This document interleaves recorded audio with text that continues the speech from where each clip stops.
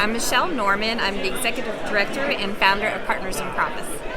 So what inspired you to create Partners in Promise? Well, thank you for asking. Partners in Promise was founded by 4 military spouses who all have children with special needs. And one unique and beautiful thing about military life is that it is highly mobile. We move every 2 to 3 years. And we were noticing that we were experiencing some challenges while we moved from base to base, state to state with our child's special education programs. And there wasn't a lot of spotlight on education. I think there are many exceptional military families in the military, but the focus has always been on whether or not they can receive medical care wherever they're living. So there were a few of us that were having some significant challenges with moving that special education program from one school district to another school district. And so we just wanted to know, was our experience unique to us? And it turns out that we didn't have a lot of data. It's a very underrepresented, undersurveyed population of those who have extensive medical or education needs within our military children community. And so we came together to kind of find out what was the experience, what is the lived experience of our children, of where we having unique experiences. And so what we did was we started by providing data. There was not a lot of data, so we ended up from the beginning, just doing a regular Google survey to see what other families were having in their experience. It turns out that we were onto something. And so we ended up finding a wonderful group, a wonderful team that's made up of special education advocates, all military families, their military spouses, attorneys, researchers, folks who have a passion to help their children to ensure they have equal access to an education. And so that's what we've done. We've done surveys every year, and we're trying to learn about this lived experience. You know, are there issues with a 504 plan or an individualized education program? And how can we help? How can we make this military life adventure smoother for these families so they can continue to serve this great country? Because that's really what it comes down to, is the quality of life programs. You know, where can we fill in the gaps to ensure that our kids are not falling through the cracks and are able to, graduate with a high school diploma. So Partners in Promise came through. We have a fantastic team to provide resources. We have binders and checklists and access to wonderful partners who can help our families understand special education law and how to advocate. We also help our students, advocate as well. They get to a point where they're 12, 14 years old, and we want them to know how to go to an IEP meeting, ensure that they are getting the support and services that they need. And then also just in our greater community, bringing awareness. What are the challenges that our military families face in education, particularly those who have specific programming to address their disabilities. So what do we need to do to help bridge that gap with our civilian communities so they can also come in and support these families? Because we're on the move every 2 to 3 years, time's not on our side, and our data is showing that there are many delays with the individuals with disabilities education timelines. So we need to figure out ways that our kids can get quick into that new education program at that new school, and that they can hurry up and make sure that they get the support and services that they need. My name is Meagan, and I am the Outreach and Volunteer Coordinator for Partners in Promise. I have 2 special needs sons who both have autism and ADHD, and it was important for me to help not only elevate the needs of my children, but to make sure that other kids don't suffer in the ways that my children have off and on. They've always been very well supported, but it's not without a lot of work behind the scenes, whether it's with me or with the school or with the medical community. And so I wanted to make sure that other parents, as they are trying to figure out the needs of their own children, how to be a better advocate. My kids are pretty unique, and I've learned to embrace their unique needs and their unique perspective on the world.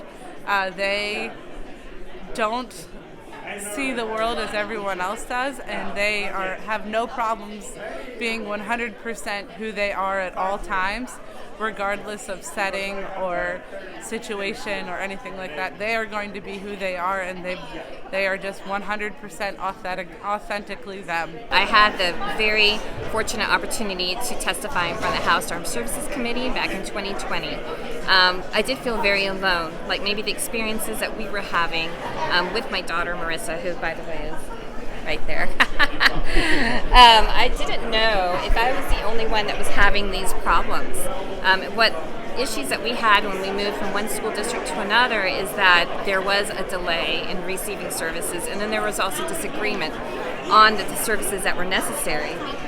This disagreement turned into a 6-year legal battle with a school district, and it turned out to be 2 due processes, multiple state complaints, an appeal to a federal court, and our family won every single bit of the way. But I kept thinking to myself, how would an enlisted family be able to deal with this? We were very fortunate to scrap up the resources for that, but 80% of our military is enlisted. And so how could they have fought the fight that I did for my daughter to receive an appropriate education? And so I think that finding that tribe is very important. My name is Meagan Consedine. I'm the grants manager with Partners in Promise and a volunteer. We are an Army family, and my daughter is on the autism spectrum, and we ourselves have experienced challenges every time we PCS to a new location. And I love the focus of Partners in Promise of advocating for military families, but also teaching us how to be the best advocates for our children so we can support them the best way possible as parents every time we move.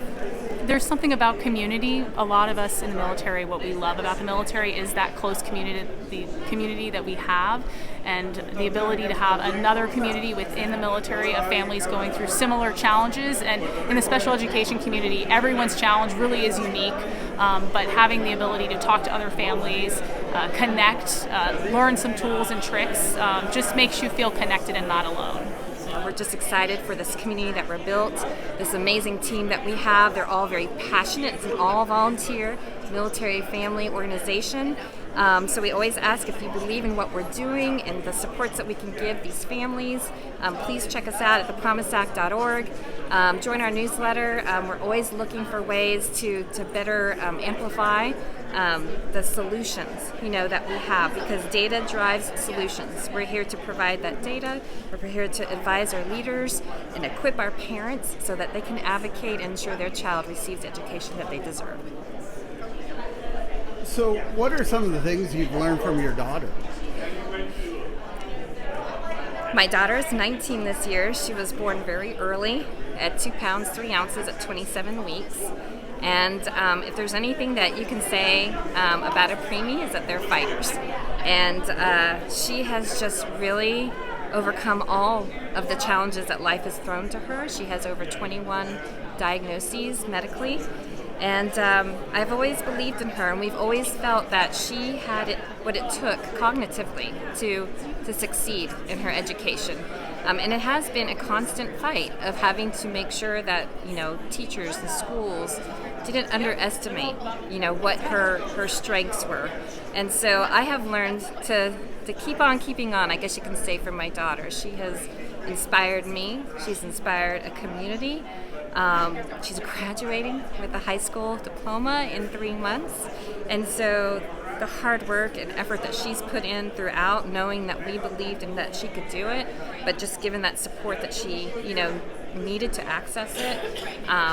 For me, I know that she's leaving a legacy for other military kids with disabilities of, yes, you can do this. You can make sure that after you graduate, you can get a job, you can go to college, you can have any type of post-secondary education type opportunities.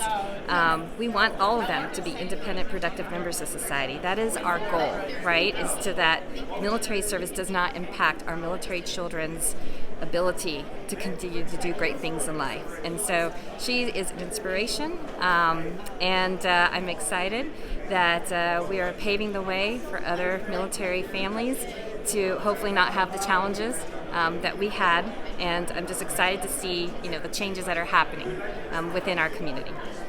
So where do you want to see the organization in the next 3 to 5 years? I would love for one day for our organization not to have to exist. I would love for all the data, all the support and services to be available for our families. I suspect that one day we would just be able to survey our families to ensure that we keep a pulse in our community. We'd love to give more scholarships out to our rising, juniors and seniors who want to go to college or go to voc tech school or trade schools. I think it's important for there's many more options out there other than college where people can make a difference. And so I would love to just be able to support that more financially. But we got a lot of work to do to ensure that federal law is being followed, to ensure that there's a proper proper supports and services in place for our families till we get to that point. But one day, it would be great for us to be able to operate in just a purely support mode.